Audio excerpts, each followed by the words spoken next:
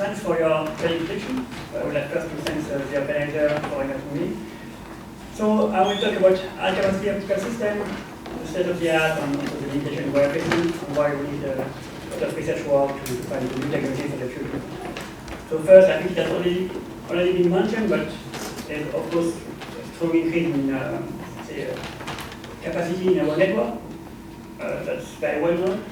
So let's say we have a growth in the range of 1 dB per year. Of course, our customer, say the customer of our customers, I mean everyone using internet, don't want to pay more each year.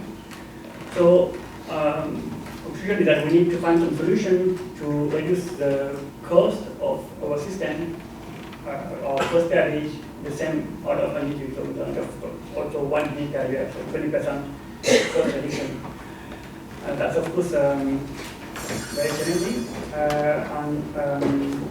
One solution that we did in the past was to increase the capacity transmitted over the fiber was somehow a way to reduce the cost per bit. So if we want to increase the capacity, we have a 3 dimension that's already been mentioned this morning. So we could, of course, increase the spectrum efficiency. We worked a lot in that direction in the past 10 years with current detection.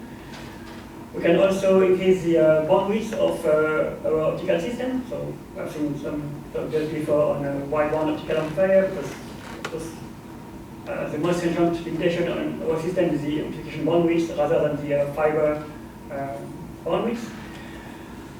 And ultimately, if this is not enough, we can still use what's called spatial reuse, which can be, let's say, multi-core, multiplexing, or simply multiple fiber, multiple parallel fiber. But in fact now the goal is not only to increase the capacity, but really to simultaneously maximize the capacity and also minimizing the cost per bit. So I will take this triangle as the outline of my talk. I will first recall what has been done against spectrum efficiency in the past 10 years and what we could project from that. And then I will discuss about optical bandwidth of amplifiers and then spatial multiplexing. So first, what have we seen in the past, let's say, 7 years in terms of a coherent system? So the first generation of coherent system in 2010 were working at baud rate on 28 GHz with 65 nanometer technology, and generation after generation we have been able to slightly increase the baud rate of our system from 28 to 32, 44, and for the next generation we are talking about 64 GHz. So it's not a very fast increase. Still, when we are looking at the capacity that can be handled by a single ASIC, single current ASIC, which is processing all this data, we have seen a much nicer curve, almost a doubling of capacity for each generation. The first generation was capable of transporting 1 gigabits, second one 200 gigabits using 16.1. The third one, we doubled the number of wavelengths managed by the ASIC, and also we increased the baud rate. So here we are even at 500 gigabits, so it's more than a factor of 2. And clearly the next generation will be capable of handling 1 terabit or more in a single ASIC. So, I mean, if we could project this curve, we could imagine that in less than 10 years, we could be on 100 gigabits per ASIC, and possibly more than 10 terabits or roughly 10 terabits in 10 years per ASIC. Increasing the baud rate on maximizing the capacity per ASIC is clearly a way to reduce the cost, even if there's not a direct link, but that's what we could expect. So here we have the good news. Thanks to CMOS progress, mostly we can increase the capacity of our transponder at each generation. Now, if we are looking at the spectral efficiency, that's a different story. So here I've plotted spectral efficiency of high capacity systems, so several terabit system, over long distances, so it's over 6,000 kilometers, but that's in research. At the end, it's not so far from what you could see for a long-haul system on a country, let's say. Before the current era, we were limited to roughly low spatial efficiency, it was below 0.8 bit% per X. And thanks to current, we have been able to move quickly from 0.8 to 6 bit% per X in 2013. And since that time, we have clearly seen spatial efficiency saturation. So of course, there is still some progress, but it's not at the same pace than before. So I will now highlight some key technologies that have been used to move from this low spatial efficiency to the highest one, and also indicate that we are close to the limit and that we have now less, let's say, tool in our hand to go higher. So first thing is, of course, to use high complexity format, and we talk about spectrum shaping, the benefits of FEC, talk shortly about policy shaping, and also about memory amplification. So you know very well the Shannon curve, so that's the capacity for dual signal. First thing that we may think to do to increase the spectrum efficiency is, of course, to change the constellation from QPSK to 8 quorum, 16 quorum, 64 quorum. Of course, when we do that, we have a price to pay in terms of SNR if we want to raise the spectrum efficiency. So here I've just assumed that we are using some forward allocation code with a code rate of 0.8, that means 25% overhead. With 64 quorum, we will have a limit in terms of 9.6 bit% per IF, 6.4 for 16 quorum, and then when we go down, we can tolerate smaller SNR, which translated into longer distances. Of course, that's the short-term limit. When we try to implement that in our system, we are a few dB away, but still we are not very far from this limit, but we are, say, 2 dB away because of different implementation limits. Okay, so that's what is required with, let's say, a practical and realistic DSP.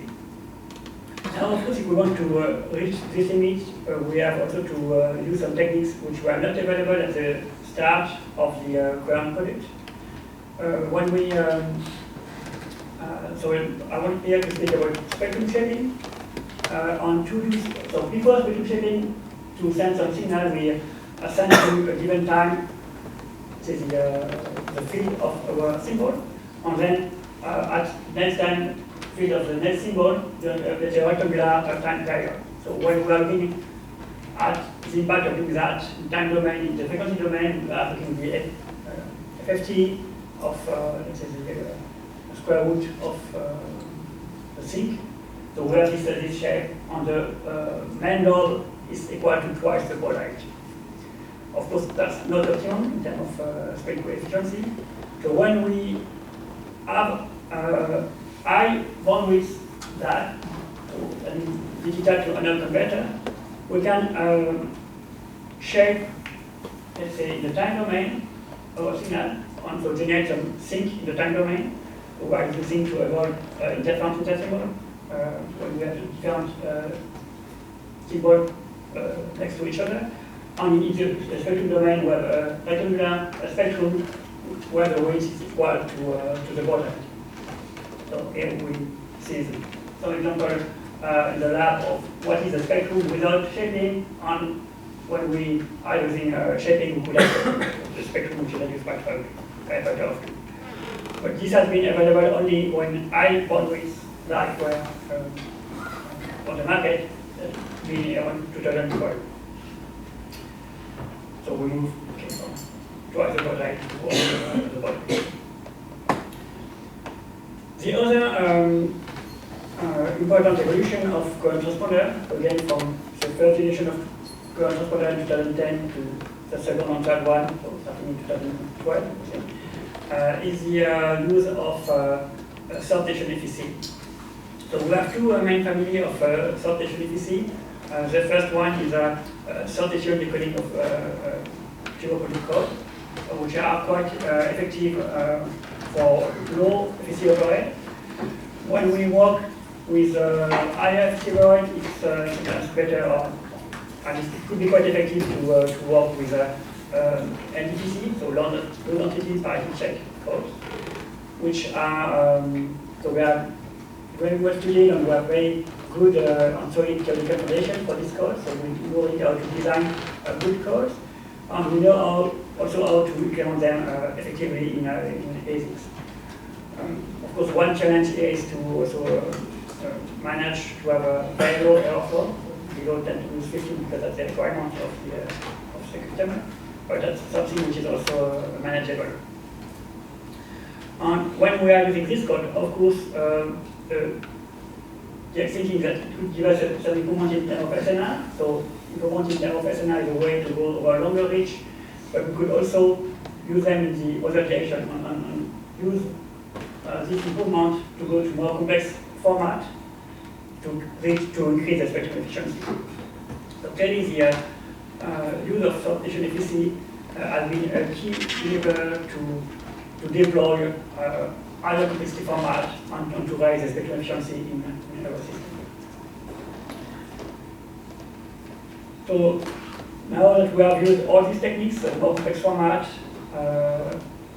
spectrum shaping, and sortation efficiency, and that all these techniques are now in the product that are installed and commercialized, we may, let's say, move from this square constellation where we have the same occurrence, same probability of occurrence for all the symbols, to some constellation that we call progressive constellation shaping, where the probability of occurrence of the different symbol is unequal, and we have higher probability of occurrence for the symbol with the lowest energy, and lower probability for the symbol of higher energy.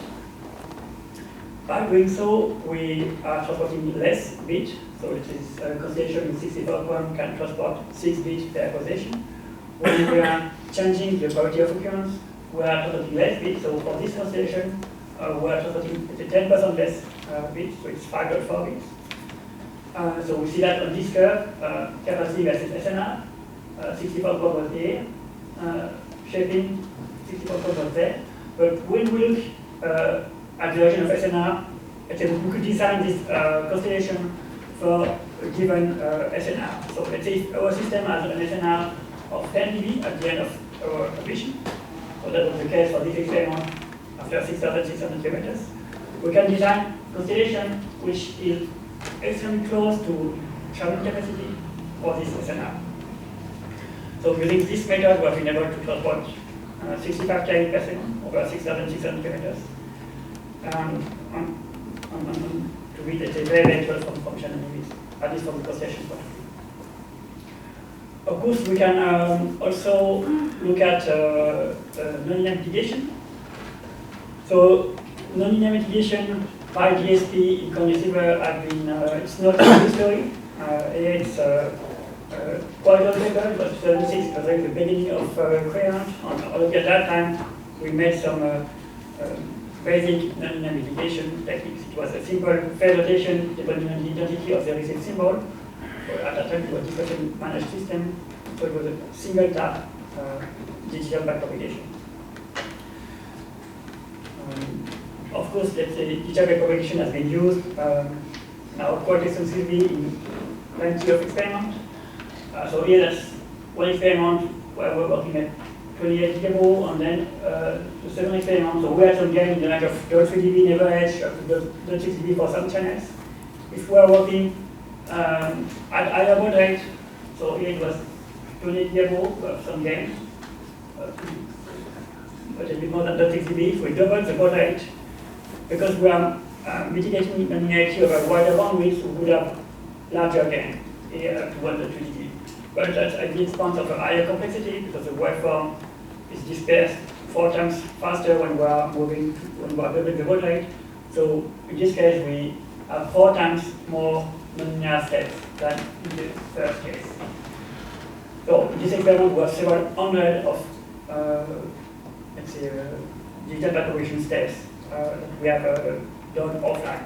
And that's really not, let's say, a very practical solution if we want to encounter that in physics. We know that DVP with a very large number of steps is not something which could be implemented in a cost-effective way in ASIC. And we know also that the gain, as mentioned before, will be relatively limited because we will always have this nonlinear distortion induced by all the WDM channels, which could be very far away if we are considering a very wide band system, let's say 10 channels at 1 meter or even more.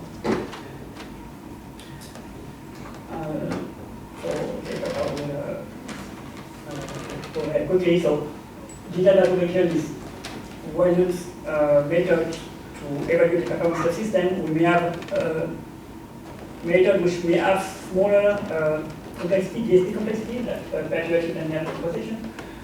And we may also think about NFT, so as has mentioned before, as a way in the future possibly to be more effective than this solution for our system. So we have tested a lot of techniques and we are now quite close to the limits from the spectral efficiency point of view. So if we look now on the optical bandwidth, what can we do for our system? So we are using a DFA in most of our systems, sometimes in conjunction with Raman amplification, but still the bandwidth of our system is limited by a DFA bandwidth. So with C-band or L-band, we have given two choices. So one DFA or either C-band or L-band. We may have something like 5 GHz of bandwidth maximum per band, so up to 10 GHz maximum if we combine both. But that's a DFA had been invented more than 25 years ago, and we have still not found, let's say, the next solution. At least the next solution is not yet ready to be deployed in system. And CPL system has been demonstrated, I think 20 years ago in the lab.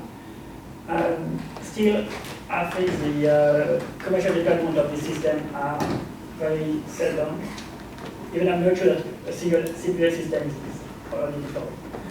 And even if with CPL we can almost double the capacity of our system, still CPL system doesn't bring a true cost reduction carry. So that's the reason why this system has not been deployed or in very rare case.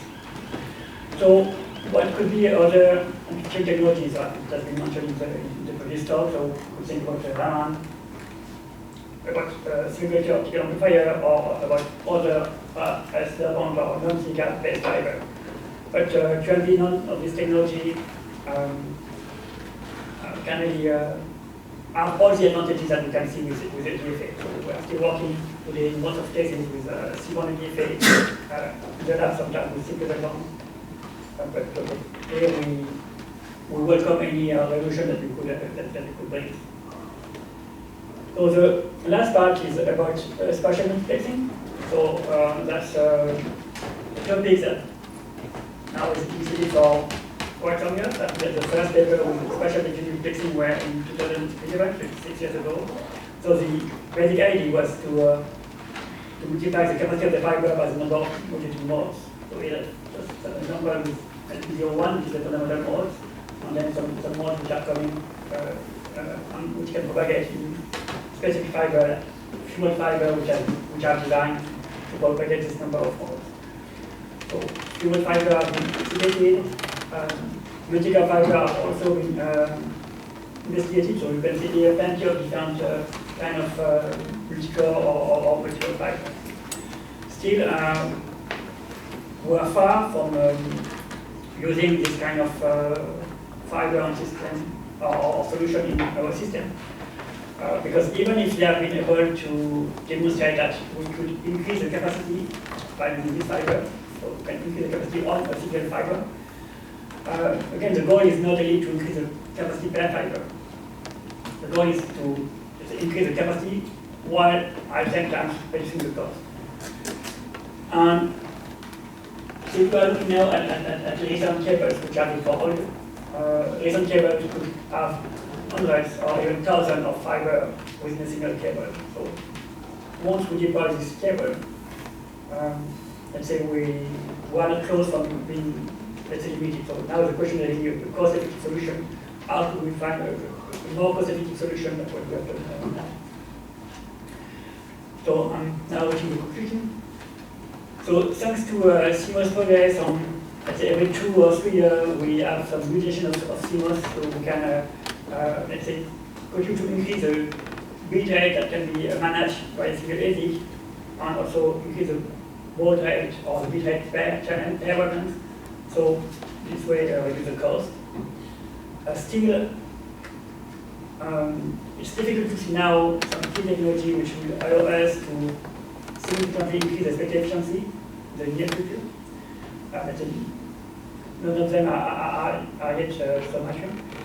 And also, sometimes we may be very, very close on channel limits.